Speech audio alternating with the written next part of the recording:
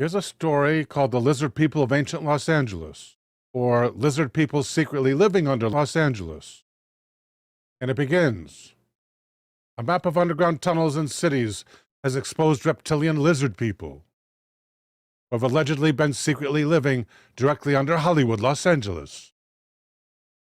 The tunnels are said to be equipped with huge chambers that are big enough to house 1,000 families. The reptilians were discovered by a mining engineer named Warren Shufelt back in 1933. Shufelt was the inventor of a device he called the radio X-ray machine, which enabled him to detect tunnels underground, as well as precious metals. Shufelt also was in possession of an underground map, which detailed the tunnels and cities the reptilians lived under Hollywood. The reptilians are said to be technologically and intellectually superior to the humans living on the surface. Theories have emerged of them using mysterious chemicals to construct a huge network, or to excavate a huge network of 285 tunnels under L.A.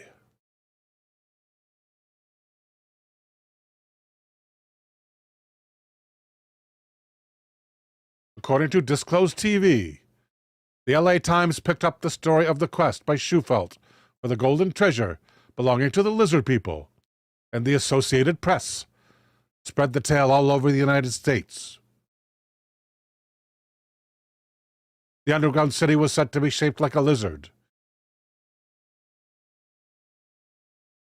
and runs from the head of the lizard, which was Elysian Park, to the tail, which today is the Central Library. Shufelt claimed he had found the exact location of the 1,900 square feet of tunnels, along with rooms that had 9,000 feet of floor space and 16 rooms in which gold was stored.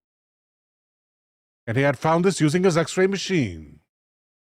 He set about creating a map of all the passages under the surface of Fort Moore Hill in Los Angeles.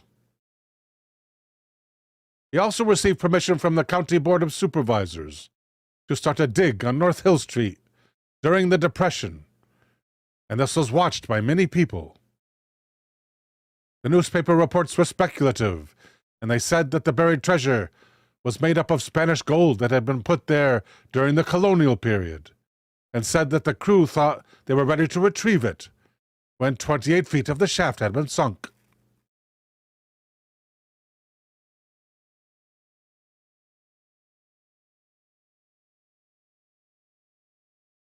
A deal was made by Shufelt, along with the rest of his team, that the proceeds would be split 50-50 with the county. The dig was slowed down by many challenges, including mudslides and dense boulders.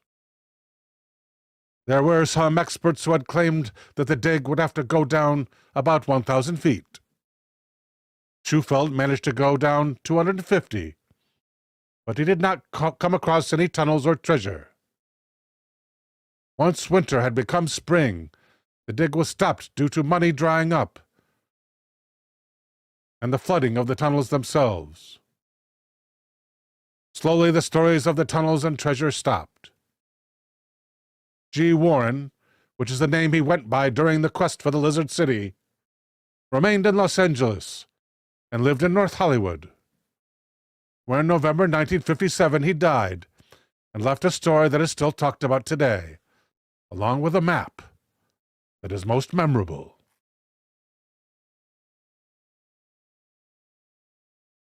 Oh, here's a much better picture of G. Warren Shufelt with his machine. I bet we can get a big view of this thing. How do we do this? Right here? Or can we just go like, oh, we can do this, or we can do this. There's just, oh, there we go. Isn't that nice? Yeah, check that out. So he constantly has to control it with his left hand, I guess. It's on a tripod. Notice how battered it is. So lots of use. And directly underneath it, maybe for purposes of demonstration, there's an open compass.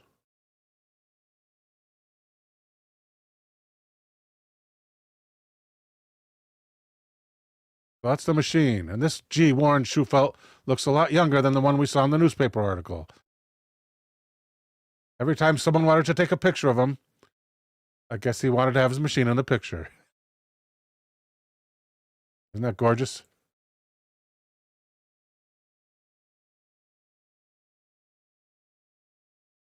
It says here, G. Warren Shufelt, geophysical mining engineer, now engaged in an attempt to wrest from the lost city, deep in the earth below Fort Moore Hill, the secrets of the lizard people, of legendary fame in the medicine lodges of the American Indian. George Warren Shufelt in leather jacket and tie, seated on a folding stool, hat near his feet. I missed the hat. Maybe it's right down here. Where's the hat? Inquiring minds must know. Oh, yeah, there it is. You can't see it in the other frame.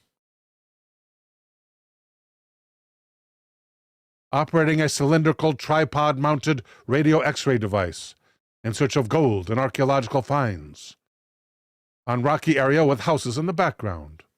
Handwritten at the edge of the negative. G. Warren Shufelt.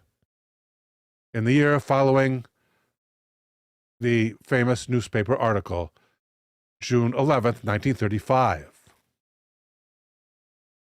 They were still taking publicity stills of him a year later. At least. Died in 1957. Born in 1886. Here's the record of his, here's at findagrave.com. You can find people's graves here, obviously. Born in Waterville, Lucas County, Ohio. Died in LA County, California. Buried in Valhalla Memorial Park. Same picture here. Here's his burial place. You open that in a new tab.